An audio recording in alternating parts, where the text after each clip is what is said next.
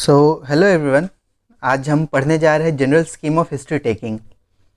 सो पूरे एमबीबीएस में थ्योरी बहुत इंपॉर्टेंट है, लेकिन अगर कुछ उससे भी ज़्यादा इंपॉर्टेंट है तो वह हमारी क्लिनिकल पोस्टिंग, जिसमें कि हमें पेशेंट से इंटरैक्ट करना रहता है।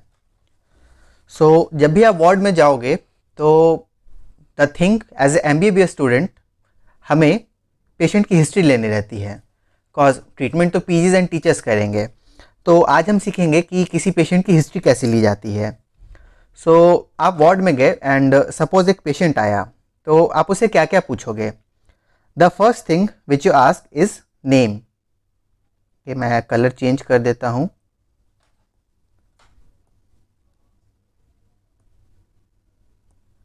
Okay, so the first thing which we ask is name.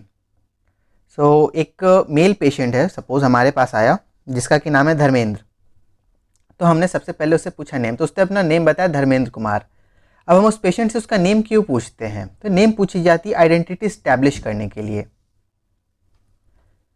ताकि बाद में हमें आसानी रहे उस पेशेंट से। दूसरी चीज़ क्या है कि अगर आप पेशेंट को नेम से बुलाओगे तो उसे थोड़ा फेमिलियर लगेगा एंड वो अच्छे से आपसे कम्युनिकेट कर पाएगा। Then second thing we ask is his age. अब हमारा जो पेशेंट था धर्मेंद्र कुमार, वो 50 ईयर्स का था। अब हम एज क्यों पूछते हैं, इसकी सिग्निफिकेंस क्या है?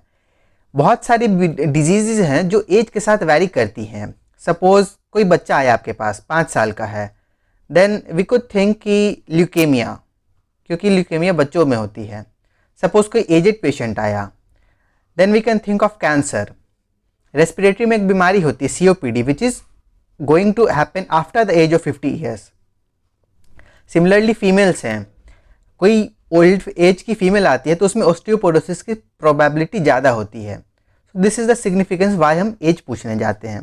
देन सेक्स, या तो वो मेल हो सकता है या फीमेल हो सकता है। अगेन सेक्स तो हमें नाम से ही पता चल जाता है, लेकिन इसकी सिग्निफिकेंस क्या है? Obviously some disease are going to be more prominent in males and others more prominent in female. Like आप सर्जरी में जाओगे तो हाइड्रोसिल के पेशेंट या बिनाइन प्रोस्टेटिक हाइपरप्लेशिया के पेशेंट ये आपको मेल्स में ही दिखाई देंगे, फीमेल में यूट्रस के केसेस या ओवरी के cases. So this is why we are going to ask about sex. Then the next thing is religion. So okay, we are taught कि भेदभाव नहीं करना चाहिए, but we do ask about religion, वो हिंदू है या मुस्लिम है। अब इसकी सिग्निफिकेंस क्या है? सो अलग अलग कम्युनिटीज़ में अलग अलग डिजीजेज होती हैं। लाइक हम जानते हैं मुस्लिम में कंसैग्यूनस मैरिज होती है। सो कोई भी जेनेटिक डिजीज़ होने की प्रोबेबिलिटी मुस्लिम्स में ज़्यादा होती है। ऑल्सो आपने देखा होगा मुस्लिम वुमेन बुरखा पहन के रहती हैं, सो सनलाइट उस बुरखे से पास नहीं कर सकती है। अगेन कोई भी अगर विटामिन डी की डेफिशिएंसी की डिसऑर्डर होगी तो वो मुस्लिम्स में ज़्यादा दिखाई देगी। आप सभी जानते हैं एक बीमारी होती है थैलेसीमिया। थैलेसीमिया जो होती है वो सिंधीज़ या पंजाबीज़ में ज़्यादा होती है। सो इसीलिए हम रिलीजन के बारे में पूछते हैं कि उस इंसान का रिलीजन क्या है। तो अभी तक हमने 4 चीज़ पूछा है, और हम क्या पूछेंगे? और हम उससे पूछते हैं उसकी ऑक्यूपेशन क्या है। ऑक्यूपेशन पूछने का क्या रीज़न बनता है? ऑक्यूपेशन हम इसलिए पूछते हैं ताकि हमें पता चल जाए कि उस ऑक्यूपेशन से रिलेटेड कुछ बीमारी, जैसे हमारा जो ये पेशेंट था धर्मेंद्र कुमार, ये एक फार्मर था। सो अगर कोई इंसान फार्मर है तो ऑब्वियस ही बात है वो डस्ट के अराउंड काम करेगा, तो उसमें रेस्पिरेटरी डिजीजेस के चांस ज़्यादा रहेंगे। अगर कोई वर्कर है जो कि लेड इंडस्ट्री में काम कर रहा है तो उसको लेड पॉइजनिंग के चांसेस ज़्यादा रहेंगे। अगर कोई लेबर है जो कि ब्रिक इंडस्ट्री में है सपोज, अगेन रेस्पिरेटरी केसेस। तो इस अकॉर्डिंग ऑक्यूपेशनल डिजीजेस के बारे में पता करने के लिए हम ऑक्यूपेशन पूछते हैं। जैसे हमारे टीचर्स हैं, टीचर्स को काफ़ी लॉन्ग ड्यूरेशन तक खड़ा रहना पड़ता है अब क्लासेस लेने के लिए, तो उनमें डीप वेन थ्रोम्बोसिस DVT होने के चांसेस ज़्यादा रहते हैं। So this is the reason why we ask about occupation. And the last thing which we ask is residence. Residence means address. Address पूछने के 2 है। जैसे हमारा जो पेशेंट था, so he was suppose of New Delhi के किसी एरिया से है। तो रेसिडेंस सबसे पहला है कि आप उस पेशेंट से खुद को कनेक्ट, मतलब आप उस पेशेंट का एड्रेस जान सकते हो, सो आप उसको रिकॉल करने में आसानी होगा आपको। जब भी आप उसको फर्दर फॉलोअप के लिए बुलाओगे तो आपको पता रहेगा कि वो पेशेंट कहाँ से है। सेकंड, उस ज्योग्राफिकल एरिया में कौन सी डिजीजेस प्रोमिनेंट है ये आपको पता चल जाएंगी। लाइक दिल्ली में पोल्यूशन के केसेस बहुत होते हैं, तो अगर कोई पेशेंट वहाँ से जाता है तो वी कुड थिंक कि हाँ पोल्यूशन के चलते रेस्पिरेटरी डिजीज़ उसे हो सकते हैं, या कहीं पे अगर मॉस्किटो के केसेस ज़्यादा हैं, डेंगू के, काला आजार के, बिहार में काला आजार के और मलेरिया के केसेस बहुत आते हैं, तो अगर कोई पेशेंट वहाँ से है तो हम सोच सकते हैं कि ठीक है, he can be a patient of काला आजार और मलेरिया। सो ये जो 6 चीज़ें मैंने आपको बताई इसे कहते हैं पेशेंट पर्टिकुलर्स। ठीक है, इसे कहते हैं पेशेंट पर्टिकुलर्स। अब आप इसे प्रेजेंट कैसे करोगे? तो जो लिखने का फॉर्मेट है वो है आई am presenting the clinical history. अब यहाँ पे कुछ लोग बोलते हैं केस हिस्ट्री, कुछ लोग कहते हैं क्लिनिकल हिस्ट्री, लेकिन क्लिनिकल हिस्ट्री ज़्यादा अच्छा टर्म है, सो आप लोग क्लिनिकल हिस्ट्री ही लिखना प्रेफर करना। ठीक है, so I am presenting the clinical history of mister Dharmendra Kumar,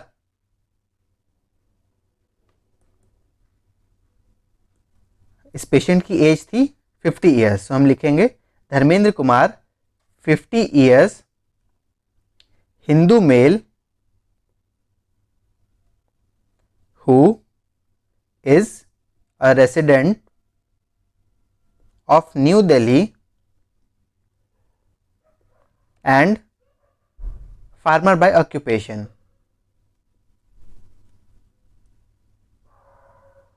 So जब भी आप अपनी हिस्ट्री को प्रेजेंट करेंगे आप इसी फॉर्मेट में करने वाले हो। ये एक आइडियल फॉर्मेट है, ऑब्वियसली आप इसे चेंज भी कर सकते हो, लेकिन इस फॉर्मेट को ही हम लोग प्रेफर करते हैं हमारे यहाँ। ठीक है, पेशेंट पर्टिकुलर्स के बाद आती है चीफ कंप्लेन। चीफ कंप्लेन क्या होती है? चीफ कंप्लेन है कि पेशेंट क्या बीमारी लेके आ रहा है। अगर रेस्पिरेटरी इशू है किसी पेशेंट को, लाइक ट्यूबरकुलोसिस, ट्यूबरकुलोसिस हम जानते हैं माइकोबैक्टीरियम ट्यूबरकुलोसिस के चलते होता है, देन पेशेंट हमारा कंप्लेन करेगा कि उसे फीवर है, उसे कफ है, उसे शॉर्टनेस ऑफ ब्रेथ हो रही है।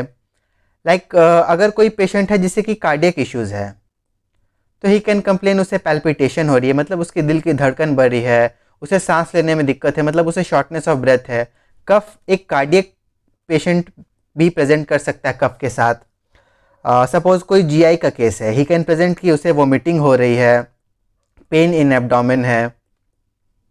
अगर कोई सीएनएस का केस है तो ही कैन से कि उसे जर्की मूवमेंट सीजर की केसेस में होता है, या उसकी मेमोरी लॉस हो रही है। ओल्ड एज में हम लोग हमारे पास अक्सर अल्जाइमर के केसेस आते हैं, अल्जाइमर में एज के साथ मेमोरी लॉस की इश्यू होती है।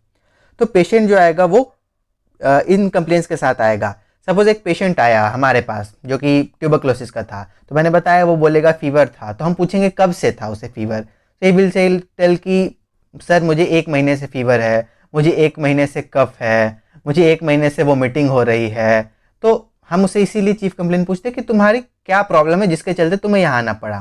ठीक है, अब चीफ कंप्लेंट के बाद आता है हिस्ट्री ऑफ प्रेजेंट इलनेस। ये कुछ नहीं है, बस उस हिस्ट्री की कथा है। पेशेंट जिस चीफ कंप्लेंट के साथ आया उसे ही हमें इलैबोरेट करना होता है।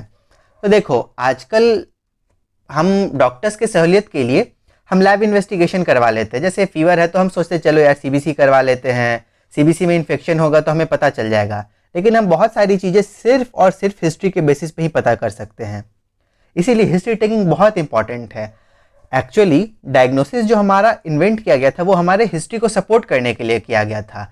आज भी आप सुनते होंगे बहुत सारे अच्छे अच्छे डॉक्टर हैं जो सिर्फ पेशेंट की हिस्ट्री से बता देते हैं कि उसे ये बीमारी होगी।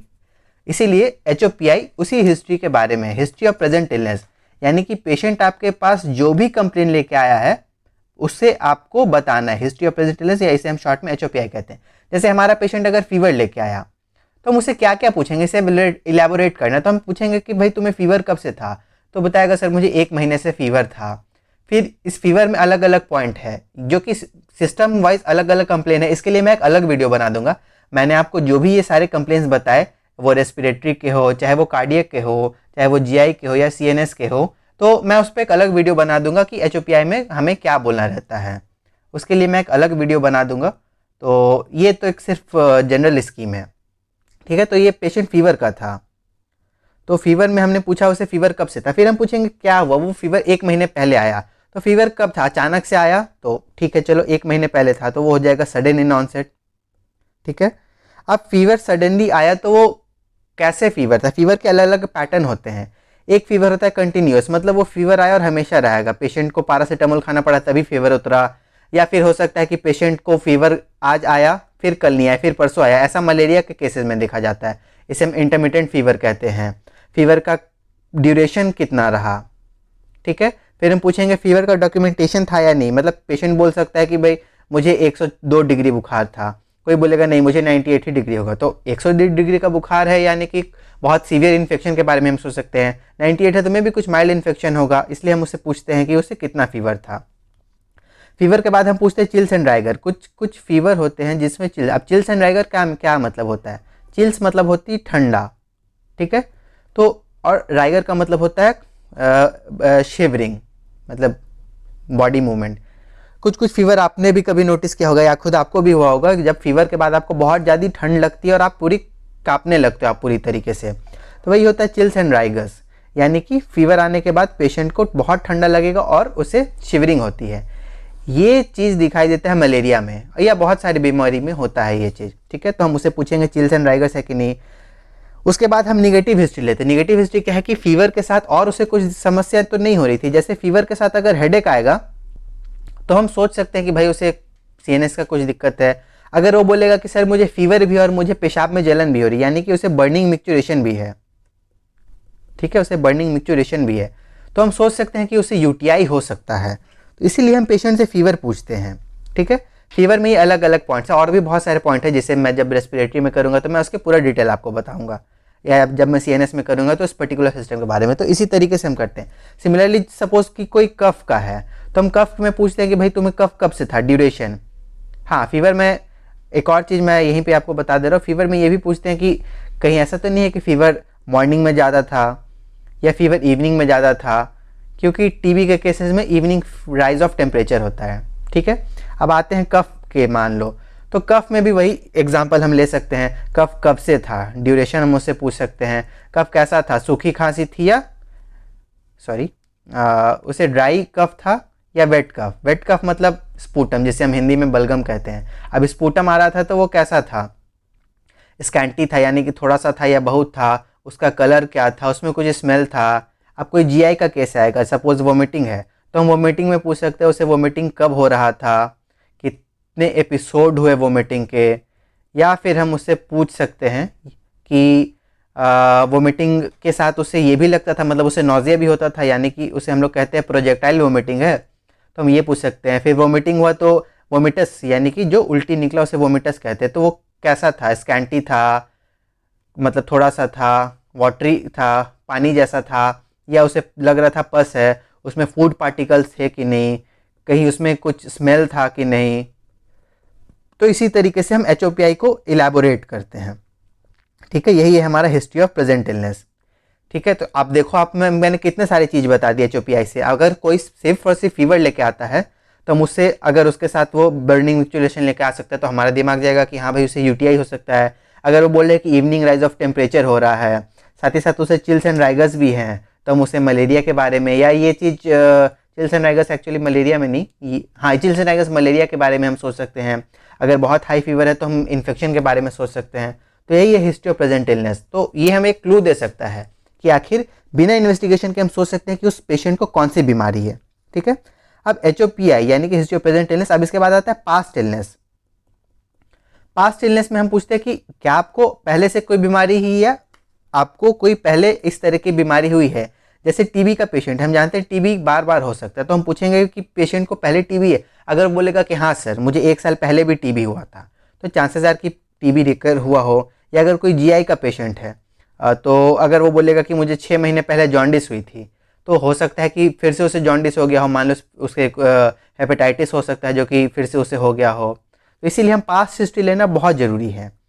तो पहले से कोई बीमारी हो, आप सपोज़ कोई पेशेंट को डायबिटीज़ मेलाइटस है, तो और अभी वो आ रहा है कि सर्जरी में केसेस आते हैं अल्सर के, जिसे हम कहते हैं डायबिटिक फुट अल्सर। तो होता क्या है, शुगर बहुत ज़्यादा रहता है जिसके चलते बैक्टीरिया का प्रोलिफरेशन ज़्यादा होगा और डायबिटिक फुट अल्सर, तो उससे अल्सर हो जाते हैं। तो इसीलिए हम लेते हैं। या हाइपरटेंशन का पेशेंट है, अगर कोई पेशेंट कार्डियक कॉजेज़ के साथ आ रहा है तो मे बी उससे हाइपरटेंशन है जिसके चलते उसे दवा भी चले, इसलिए पास्ट हिस्ट्री पूछना बहुत ज़रूरी है। तो हम यहाँ पेशेंट से हमेशा पूछेंगे कि उसे इसी तरह का कोई हिस्ट्री हुआ है पास्ट में, क्या भाई तुम्हें पहले ट्यूबरक्लोसिस है, और एक जनरल कंडीशन हम सबसे पूछते हैं, क्या आपको टीबी हुआ है, क्या आपको हाइपरटेंशन है, क्या आपको डीएम है, कोई अगर रेस्पिरेटरी केस आ रहा है तो हम उसे पूछ सकते हैं कि आपको एज्मा हुआ है। अब उसे रिलेटेड बीमारी, जैसे मैंने आपको बताया था कि फीवर में हम पूछते हैं बर्निंग मिक्चुरेशन पहले यूटीआई के लिए, तो हम यहाँ भी पूछ सकते हैं कि आपको पहले कभी यूटीआई हुआ हो, तो बोलेगा नहीं मुझे कभी यूटीआई का कोई इशू नहीं हुआ है। तो यही आपका पास्ट हिस्ट्री, यही सिग्निफिकेंस है पास्ट पूछने का, हर बीमारी से रिलेटेड हमें पास्ट पूछना है। अच्छा, ये जो मैंने आपको बताया टीबी, हाइपरटेंशन, डायबिटीज़ और एज्मा, ये हर जगह नहीं पूछना रहता है। अगर कोई पेशेंट आया है, सपोज उसे रेस्पिरेटरी प्रॉब्लम है, तो फिर हम डायबिटीज़ मेलाइटस ज़रूरी नहीं है कि इसे पूछें, हमें रेस्पिरेटरी से रिलेटेड चीज़ें पूछनी है। रेस्पिरेटरी है तो हमारा दिमाग पहले टीबी और एज्मा की ओर जाएगा, ना कि डायबिटीज़ के बारे में, तो हम उसे पूछेंगे टीबी और एज्मा के बारे में मेनली। सो हमें ये सोचना है कि उससे रिलेटेड बीमारी, उस पर्टिकुलर चीफ कंप्लेंट से रिलेटेड उससे बीमारी कोई पास्ट में हुई है या नहीं, तो इससे हमें भी एक क्लू मिल सकता है कि मे बी वही बीमारी दोबारा से रिपीट हो गई हो। ठीक है, अब पास्ट हिस्ट्री में मेडिकल हिस्ट्री और सर्जिकल हिस्ट्री दोनों होती है। अब मेडिकल हिस्ट्री तो हमने पूछ ही ली, सारी मेडिकल हिस्ट्री थी। सर्जिकल हिस्ट्री हम पूछ सकते हैं कि भाई पहले उसे किसी चीज़ की सर्जरी हुई है कि नहीं। ये सर्जरी में बहुत इंपॉर्टेंस है इस चीज़ का। अगर मान लो पास्ट में उसे अपेंडिक्स की सर्जरी हुई उस पेशेंट की, ठीक है, तो हो सकता है वहाँ पे उसे इन्फेक्शन हो गया ऊपर में, या अपेंडिक्स में सर्जरी के बाद हो सकता है वहाँ पे गैंग्रीन या समथिंग इन्फेक्शन हो जाता है। ठीक है, तो अगेन पेशेंट पेन के साथ प्रेजेंट करेगा, जीआई में जीआई केस हो जाएगा वो, इसलिए हम सर्जरी की भी हिस्ट्री अक्सर पूछते हैं पेशेंट से। ठीक है, अब पास्ट हिस्ट्री के बाद हम आ जाते हैं ऑक्यूपेशन हिस्ट्री। ऑक्यूपेशन वहाँ पे हमने पूछा था पेशेंट का क्या है, लेबर था मान लो वो। अब यहाँ उस ऑक्यूपेशन के बारे में थोड़ा डिटेल में उससे पूछते हैं, लेबर है तो किस चीज़ का लेबर है। अब अगर कोई फैक्ट्री में लेबर है, ठीक है भाई, मैंने बताया था अगर वो लेड फैक्ट्री में तो उसे लेड टॉक्सिसिटी हो सकती है, या कोई अगर डाई के इंडस्ट्री में काम कर रहा है तो उसे कुछ कैंसर हो सकता है। लेकिन अगर वो लेबर है कंस्ट्रक्शन साइट पे तो उसे रेस्पिरेटरी के चांसेस ज़्यादा है कि वो रेस्पिरेटरी इशू के साथ आएगा पेशेंट। अगर कोई शॉपकीपर है तो ठीक है, हमें फिर पूछना होगा किस चीज़ का शॉपकीपर है, वो मॉल में काम कर रहा है या हो सकता है वो किसी छोटे जनरल स्टोर पे काम कर रहा है। बहुत बार हम मेंटल स्टेटस भी इससे जानना पड़ता है, अगर जनरल स्टोर में उसका पे अच्छा नहीं है ये भी हमें पता चल जाता है। ऑक्यूपेशन से हमें उसकी सोशो इकोनॉमिक हिस्ट्री के बारे में पता चल जाता है।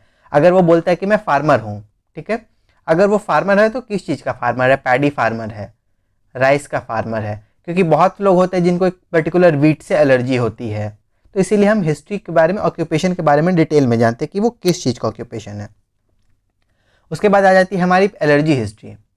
एलर्जी हिस्ट्री में हम पूछते हैं कि उस पेशेंट को किसी चीज़ से एलर्जी है या नहीं, तो यहाँ पे आपको लिख देना है नॉन डॉक्यूमेंटेड एलर्जी हिस्ट्री।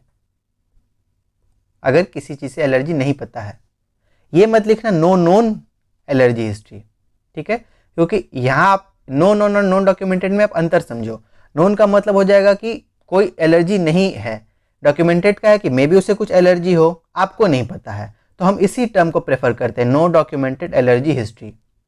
हाँ, अगर आपको पता है कि ठीक है भाई, मान लो इसे पीनट से एलर्जी है, ठीक है, इसे कोई पर्टिकुलर ग्रास से एलर्जी है, तो आप लिख सकते हो कि उस पेशेंट को इस चीज़ से एलर्जी है। अब इसके बाद आ जाता है आपका socio economic status. Socio economic status हम क्यों पता करते हैं? अगेन, एक तो आपको पेशेंट के कंडीशन के बारे में पता चलेगा, दूसरा क्या है कि आप हर पेशेंट का ट्रीटमेंट एक तरीके से नहीं कर सकते हैं। आप हर पेशेंट, अगर ज़रूरत पड़े तो आप उसका सीटी स्कैन नहीं करवा सकते, आप उसका एमआरआई नहीं करवा सकते हैं। बहुत पेशेंट ऐसे आते हैं जो बस 500 रुपये लेके आते हैं, उसमें अगर वो इलाज करवा पाए तो करवा पाए, नहीं तो दे एक्सेप्ट देयर फेट कि अब जो होगा उससे होगा। तो सोशो इकोनॉमिक हिस्ट्री से हमें एक ट्रीटमेंट लाइन भी डिसाइड कर सकता है, आप किस बेटरमेंट के साथ उसका ट्रीटमेंट कर सकते हैं। अगर एमआरआई आप नहीं करवा सकते तो मे बी आप सीबीसी से या कुछ नॉर्मल टेस्ट से ही आपको काम चलाना पड़ेगा, अपने क्लिनिकल इवैल्यूएशन और अपने खुद के एक्सपीरियंस से आपको उसका ट्रीटमेंट करना पड़ेगा। तो एक सोशियो इकोनॉमिक स्टेटस हमें पूछना पड़ेगा। तो हम क्या करते हैं, हम मॉडिफाइड कुपुस्वामिस के लिए यूज़ करते हैं, या अगर वो रूरल या अर्बन एरिया का है तो हम उस स्केल को यूज़ करते हैं। ठीक है, ये आप अपने कम्युनिटी मेडिसिन, जो कि अब थर्ड ईयर में था, अब फाइनल ईयर में कर दिया गया है, इसकी बुक आती है केपार का, आप वहाँ से चेक कर सकते हो। ठीक है, तो एक बार आप देख लेना हम सोशियो इकोनॉमिक स्टेटस, बस मैंने यहाँ पे बता दिया, आप इसका डिटेल चेक कर लेना। ठीक है। अब इसके बाद हम आते हैं पर्सनल हिस्ट्री में। सॉरी, मैं एक चीज़ भूल गया। पर्सनल हिस्ट्री के पहले हम यहाँ पे बताएंगे ड्रग हिस्ट्री। मैंने बताया था कि पास्ट हिस्ट्री में, मैंने आपको बताया था कि यहाँ पास्ट हिस्ट्री में हमने पूछा था कि उस पेशेंट को डायबिटीज़ है या ट्यूबरक्लोसिस या एज़मा है, तो ड्रग हिस्ट्री भी हम उसी से रिलेटेड हमें पता चल जाएगी। अगर कोई पेशेंट डायबिटीज़ का है तो पेशेंट बताएगा कि हाँ भाई मुझे डायबिटीज़ के लिए इंसुलिन चल रहा था या मुझे कुछ ओरल ड्रग दिया गया था। ठीक है। अब इसका सिग्निफिकेंस है, कोई पेशेंट आया, मान लो कि वो डायबिटिक है, उसके लिए उसे ओरल हाइपोग्लाइसेमिक एजेंट, ये डायबिटीज़ के लिए यूज़ किया जाता है, दिया जा रहा है। पेशेंट ने ड्रग लिया, ठीक है, लेकिन फिर पेशेंट अपना डाइट भूल गया, तो क्या होगा? पेशेंट हाइपोग्लाइसेमिया में चला गया। हाइपोग्लाइसेमिया में जाने के बाद पेशेंट कोमा में मान लो चला गया। ठीक है। अब पेशेंट कोमा में आया, कोमा के बहुत सारे कॉज होते हैं, कोमा के इतने कॉज हैं कि आप बस याद करते रह जाओ। अब पेशेंट कोमा में आया तो आपको इवैल्यूएट करना है कि हाँ भाई इसे कोमा क्यों हुआ, कोमा में पेशेंट क्यों गया। अब पेशेंट अगर ड्रग हिस्ट्री पहले ही दे दे कि इसे ओरल हाइपोग्लाइसेमिक एजेंट या इसे इंसुलिन चल रहा है और ये खाना नहीं खाया, तो आप तुरंत समझ जाओगे कि हाइपोग्लाइसीमिया का है, आप इसे डेक्सट्रोज चलाओगे, पेशेंट एकदम ठीक हो जाएगा। तो इसीलिए हम ड्रग हिस्ट्री पूछते हैं। या बहुत बार होते हैं कुछ ड्रग के चलते रिएक्शंस हो जाते हैं। आप जानते होगे कि ओरल कॉन्ट्रासेप्टिव पिल्स फीमेल्स लेती हैं, इसका एक साइड इफेक्ट है, इसे डीवीटी हो जाती है, डीप वेन थ्रोम्बोसिस। तो अगर डीप वेन थ्रोम्बोसिस में पेशेंट बोलेगा कि उसके पैर में ब्लूइश वेन्स दिख रहे हैं, तो अगर पेशेंट ब्लूइश वेन्स के बारे में बता रही है और उसके में ड्रग हिस्ट्री ओसीपी इनटेक का, तो हम बिल्कुल सोच सकते हैं। तो इसीलिए हम ड्रग हिस्ट्री पूछते हैं। सपोज कोई हाइपरटेंशन का पेशेंट है और उसे ड्रग चल रहा है, मान लो टेलमिसार्टन, ठीक है। इस ड्रग के चलते किडनी में कुछ इंजरी हो गया, तो अगर पेशेंट हिस्ट्री दे रहा है और किडनी प्रॉब्लम, मान लो यूरिन का कुछ वो इशू लेके आया, तो हम सोच सकते हैं। इसे ड्रग हिस्ट्री लेना भी बहुत इंपॉर्टेंट है। अगर पेशेंट बोल रहा है कि कोई ड्रग नहीं लिया गया है, तो हम उसे सिंपली बोल देते हैं नो डॉक्यूमेंटेड ड्रग हिस्ट्री। ठीक है। अच्छा, अब ड्रग हिस्ट्री का ये चीज़ नहीं है कि वो पेशेंट हर चीज़ आपको बताएगा। हम सभी कभी ना कभी बीमार पड़े, सर्दी खांसी भी, हमने पैरासीटामोल खा लिया, या पेट का कुछ इशू हुआ, हमने कुछ पीपीआई खा लिया, या हमने गैस से रिलेटेड दवा खा लिया, एंटीबायोटिक खा लिया, तो ये सब छोटी छोटी चीज़ें याद नहीं रहती, तो इसे हम ड्रग हिस्ट्री में कंसिडर नहीं करेंगे। ठीक है। ड्रग हिस्ट्री वो है जो कुछ सिग्निफिकेंस का रहे। तो इसीलिए अगर कोई पेशेंट आज से 10 साल पहले, आज से 2 दिन पहले कभी उसे सर्दी खांसी हुआ, उसने बोला पैरासीटामोल खाया है, वो उसने नहीं बताया, तो दैट डजेंट मैटर। ठीक है। कुछ लॉन्ग टर्म जो कि कुछ सिग्निफिकेंस हो, अगर नहीं है तो हम उसे नो डॉक्यूमेंटेड ड्रग हिस्ट्री कह सकते हैं। ओके। अब ड्रग हिस्ट्री के बाद हम आते हैं पर्सनल हिस्ट्री में। अब पर्सनल हिस्ट्री में हम पर्सनल डिटेल्स पेशेंट के पूछते हैं, हम उससे थोड़ा और डिटेल में जानते हैं पेशेंट को। तो पेशेंट है वो मैरिड है या अनमैरिड है, ठीक है, इसके भी बहुत इफेक्ट है। शादी जो ना करे वो भी खुश, शादी जो करे वो भी खुश। तो इसमें सीन क्या है, ऐसा माना गया है एज पर रिसर्च कि मैरिड मैन में स्ट्रेस कम होता है। ठीक है। तो इसीलिए हम पूछते हैं कि उसका मैरिटल स्टेटस क्या है। तो एक जनरल कंसेंट के लिए भी हम पूछ सकते हैं कि आप मैरिड है या नहीं। अच्छा, दूसरा इसका फ़ायदा क्या है कि हम आगे इस एग्जामिनेशन में बताऊंगा कि हम उसकी मेमोरी चेक करते हैं। तो मेमोरी में एक भी क्वेश्चन रहता है कि भाई आपकी शादी कब हुई थी, आपके बच्चे, आपने 10th कब पास किया, तो ये इससे हम मेमोरी भी टेस्ट कर सकते हैं। तो एक ये भी इसका इंपॉर्टेंस हो सकता है। उसके बाद हम उसकी डाइटरी हिस्ट्री लेते हैं। ठीक है। डाइटरी हिस्ट्री क्या है कि हम पूछते हैं कि वो पेशेंट वेज है या नॉन वेज है। ऐसा हमने क्यों किया? क्योंकि वेजिटेरियंस में विटामिन B12 की डिफिशियंसी ज़्यादा देखी जाती है। ठीक है। तो इसलिए हम पूछते हैं कि वो वेजिटेरियन है या नॉन वेजिटेरियन है। तो अगर वेजिटेरियन है तो वी विल से कि patient is vegetarian bye diet. अगर वो अंडा खाता है तो हम वी कैन से कि patient is eggetarian bye diet. लेकिन अगर वो दोनों है, अब ऑब्वियसली बात है कोई भी पेशेंट हमेशा नॉन वेजिटेरियन तो खाएगा नहीं, वेज और नॉन वेज दोनों रहेगा। तो in that case we can say कि पेशेंट टेक्स मिक्स डाइट। ये टर्म आपको यूज़ करना है, patient takes mix diet. Okay. अब और हम पर्सनल हिस्ट्री में, मैंने पहले बताया मैरिटल स्टेटस हमने पूछ लिया, देन मैंने डाइटरी पूछ लिया। अच्छा, जब कोई बच्चा रहता है तो यही डाइटरी हिस्ट्री इलेबोरेट हो जाती है। ठीक है। इस जब मैं पीडिया हिस्ट्री टेकिंग अलग से मैं इसके बारे में आपको बता दूंगा। फिर हम पूछते हैं उसके बावल एंड ब्लैडर हैबिट के बारे में। ठीक है। तो मे बी उसे बावल से रिलेटेड, मान लो सपोज पेशेंट कॉन्स्टिपेशन का है, तो हम सोच सकते हैं उसे जीआई डिस्टर्बेंस कुछ है, या मान लो उसे एंटीबायोटिक पहले से कुछ चल रहा होगा, पेशेंट ने ड्रग हिस्ट्री दी कि उसे बहुत लॉन्ग टर्म एंटीबायोटिक है, उसके चलते उसे कॉन्स्टिपेशन या डायरिया हो सकता है। ब्लैडर इश्यू है, मान लो उसने बोला कि उसे यूरिन नहीं हो रहा है या एक्सेस यूरिन हो रहा है, तो इससे हम समझ सकते हैं कि मे बी किडनी से रिलेटेड कुछ इशू है, या सिंपली पेशेंट ने बहुत ज़्यादा पानी पी लिया है, या अगर उसकी इंक्रीज फ्रीक्वेंसी ऑफ यूरिनेशन है, तो हम बिनाइन प्रोस्टेटिक हाइपरप्लेशिया, ये आप पैथो या सर्जरी में आप पढ़ोगे तो प्रोस्टेट का इश्यू हो जाता है, जिसके चलते यूरिन में प्रॉब्लम हो जाती है। इसलिए हम बावल एंड ब्लैडर के बारे में पूछते हैं, और इसमें हम लिखते हैं normal bowel and bladder habit. ठीक है, अब हम उसके स्लीप वेक साइकिल के बारे में पूछेंगे। अगेन, किसी भी बीमारी में पेशेंट की स्लीप डिस्टर्ब होनी ही है, मतलब मैक्सिमम चांसेस आर, तो इसीलिए हम पूछ सकते हैं। अच्छा, कोई सीएनएस का केस है तो चांसेस आर कि वो इंसोम्निया के साथ है, वो बोले कभी नींद भी नहीं आ रहा है, तो इसीलिए हम एक बार उसे जरूर पूछते हैं स्लीप वेक साइकिल के बारे में। और यहाँ भी हम लिखेंगे नॉर्मल स्लीप वेक साइकिल। और हम क्या पूछेंगे पर्सनल हिस्ट्री में, हम पूछेंगे एडिक्शन के बारे में। तो अगर पेशेंट को स्मोकिंग की हैबिट है, पेशेंट को ड्रिंकिंग की हैबिट है, तो मे बी स्मोकिंग की हैबिट है तो वो रेस्पिरेटरी इश्यू, उसे कैंसर या सिंपली एम्फाइसेमा हो सकती है। ड्रिंकिंग है, मे बी वो पेशेंट लिवर सिरोसिस के साथ आए, इसीलिए हम एडिक्शन हिस्ट्री भी बहुत ज़रूरी है लेना। अच्छा, स्मोकिंग आप सिर्फ एक्टिव ही नहीं बल्कि पैसिव स्मोकिंग के बारे में भी पूछना।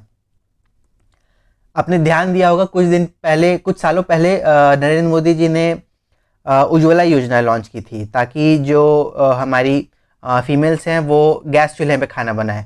पहले के दिनों में क्या होता था कि पेशेंट जो है वो फीमेल्स जो थी वो लकड़ी के चूल्हे पे खाना बनाती थी, तो उसके चलते जो स्मोक होता था उससे उन्हें रेस्पिरेटरी प्रॉब्लम बहुत हो जाती थी। ये पैसिव स्मोकिंग में भी यही चीज़ है। सपोज आपका कोई फ्रेंड है, वो रूम में बहुत सिगरेट पीता है, पर आप सिगरेट नहीं पीते हो, लेकिन आप उस स्मोक को तो इनहेल कर रहे हो, तो उसके चलते भी रेस्पिरेटरी इश्यूज हो सकते हैं। इसलिए स्मोकिंग में हम दोनों चीज़ पूछेंगे। अच्छा, एडिक्शन टी की भी हो सकती है, उसे ठीक है बहुत इंपॉर्टेंट नहीं आता है, लेकिन एडिक्शन सिंपली टी या कॉफ़ी, बहुत सारे लोग होते हैं जो बिना दिन में 2 बार 3 बार चाय पी नहीं रह सकते, तो हम इसे भी एडिक्शन में जोड़ सकते हैं। या वो टोबैको कंज्यूम कर रहा है या और भी कोई ऐसा सब्सटेंस, तो हम ये पर्सनल हिस्ट्री में पूछेंगे। ठीक है, अगर नहीं रहा तो हम बोल देंगे कि no history of any addiction. तो ये थी पेशेंट की पर्सनल हिस्ट्री। अब पर्सनल हिस्ट्री के बाद आपको इस सारे चीज़ों को समराइज़ कर देना है। तो मैंने आपको स्टार्टिंग में ही पहले बता दिया था, चलो मैं फिर से एक बार यहाँ पे इसे कंक्लूड कर दे रहा हूँ।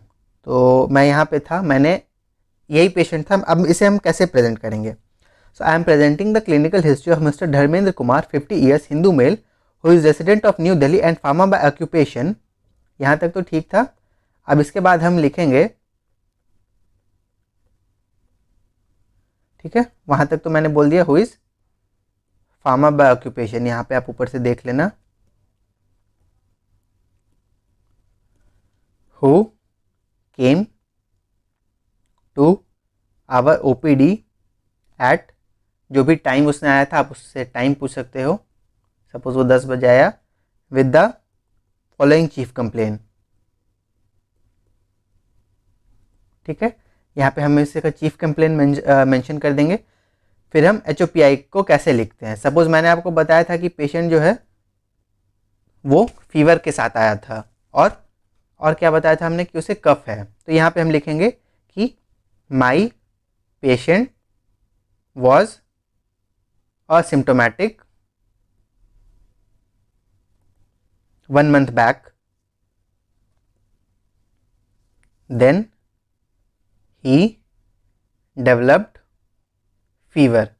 ठीक है, अब मैंने फीवर में बताया था कि वो कंटिन्यूअस है, कब से हुआ, इवनिंग में राइज होता है, तो ये सभी चीज़ें हम HOPI में कर देंगे। अच्छा, चीफ कंप्लेन में मैंने एक चीज़ नहीं बताया था, मैं भूल गया। हम जो पेशेंट का चीफ कंप्लेन पूछते हैं वो क्रोनोलॉजिकल ऑर्डर में पूछते हैं। अब भाई ये क्रोनोलॉजिकल ऑर्डर क्या होता है, तो पेशेंट सपोज चीफ कंप्लेन है, तो हम चीफ कंप्लेन को क्रोनोलॉजिकल ऑर्डर, यानी कि जो चीफ कंप्लेन जिस ऑर्डर में उसे ही करेंगे।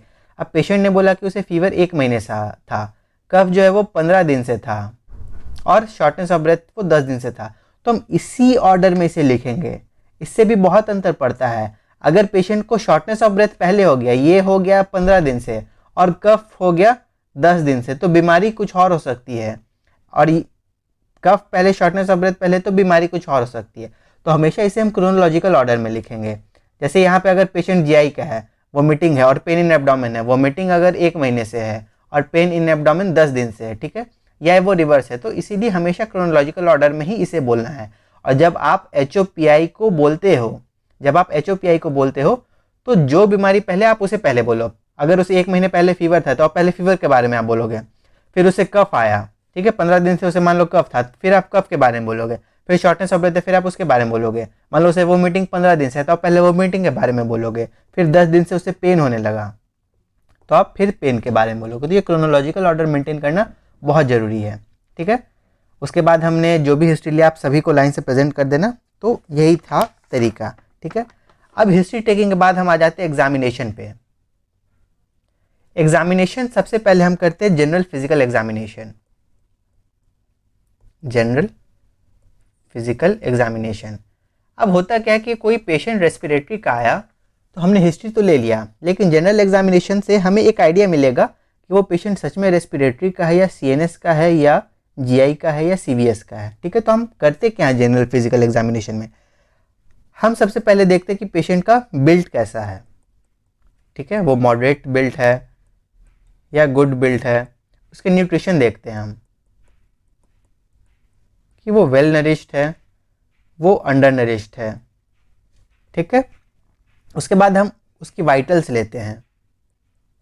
वाइटल्स में हम उससे पूछते हैं ब्लड प्रेशर। तो ब्लड प्रेशर आप जब भी लिखो एक्यूरेटली उसे मेंशन करो, सपोज 120/80 mm ऑफ Hg, और उसके बाद अब ये भी लिखो कि आपने किस पोजीशन में और किस हाथ में लिखा। तो मैंने इसके जो ब्लड प्रेशर लिया था वो था 120/80 mm of Hg in right hand supine,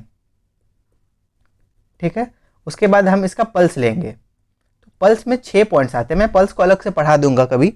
तो मान लो हमने उसका पल्स लिया, ठीक है, आप जानते होंगे पल्स हम कैसे लेते हैं, हम रेडियल आर्टरी को पाल्पेट करते हैं। तो उसका पल्स आया 80, तो हम इसे पूरा लिखते हैं 80 बीट्स पर मिनट। इसके 6 पॉइंट्स हैं, मैं ऐसे के डिटेल्स आपको बता दूंगा, मैं बस एक यहाँ ओवरव्यू ले रहा हूँ।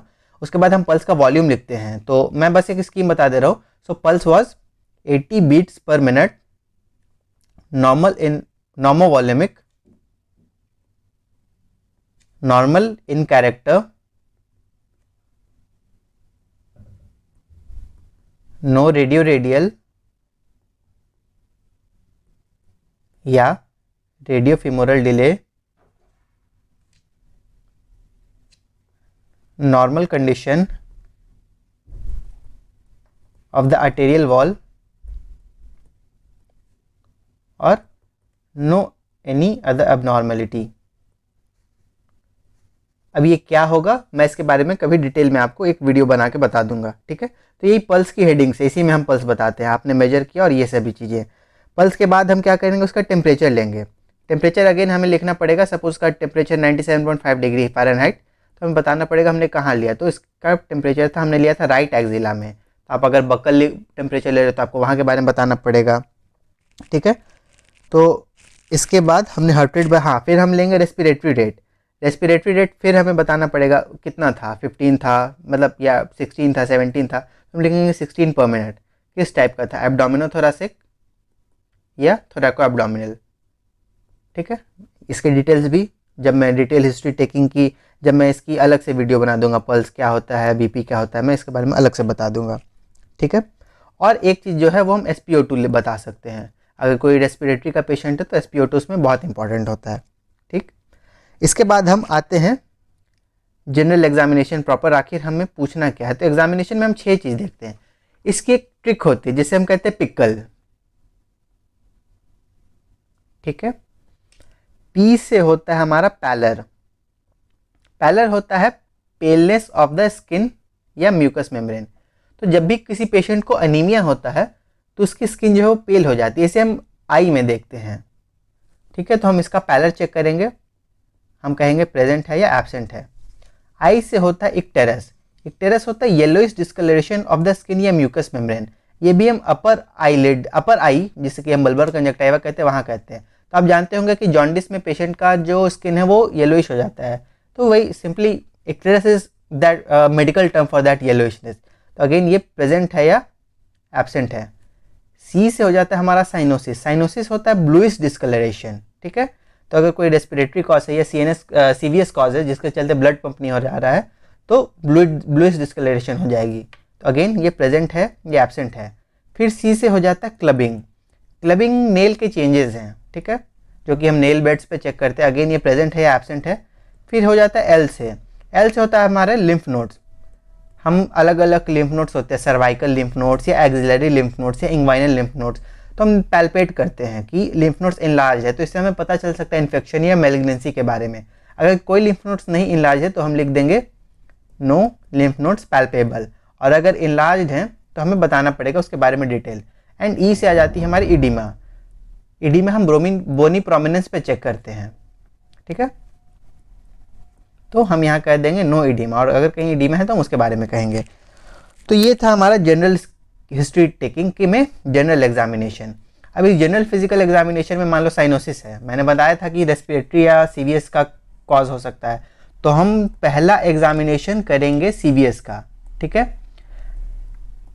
अगर इडीमा है तो हम कुछ और सोचेंगे, पैलर है तो हम सोच सकते हैं एनीमिया के बारे में। तो जनरल स्कीम ऑफ एग्जामिनेशन में जनरल फिजिकल एग्जामिनेशन हमें किस सिस्टम पे पहले ध्यान देना चाहिए इसके बारे में बताएगा, ठीक। तो इसके बाद हमारी आ जाती है सिस्टमिक एग्जामिनेशन, जिसमें कि हम 4 सिस्टम एमबीबीएस लेवल पे मेन 4 सिस्टम को देखते हैं, सीवीएस, सीएनएस, रेस्पिरेटरी और जीआई।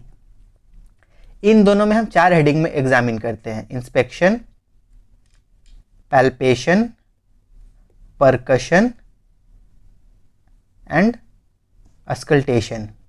अब इंस्पेक्शन क्या है, कोई पेशेंट आया है रेस्पिरेटरी का, हम उस पेशेंट के चेस्ट को एक्सपोज करेंगे और इंस्पेक्ट करेंगे कि बाहर से हमें कोई स्कार मार्क दिख रहे हैं, हमें कोई डिफॉर्मिटी दिख रही है, या ऐसा कुछ हमें लगा कि पेशेंट का स्किन रेड है, ठीक है।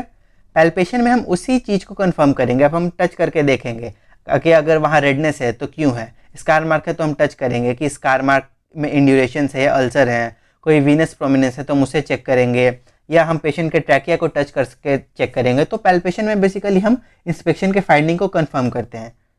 परकशन क्या होता है कि हम अपने फिंगर्स को टैप करके कुछ साउंड्स प्रोड्यूस करते हैं। मैं जब डिटेल में बता दूंगा मैं आपको इसे।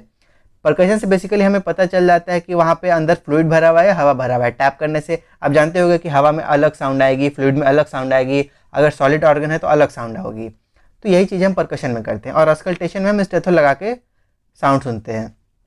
सीवीएस में ये चारों चीज़ें हैं, ठीक है, inspection, palpation, percussion and auscultation.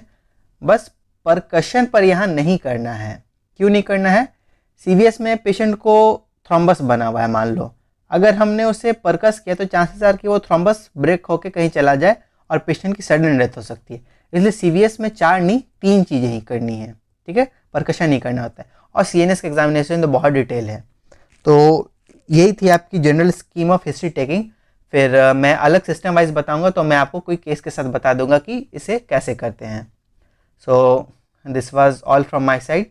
I hope you liked the video. Do not forget to like and subscribe our channel, and thank you.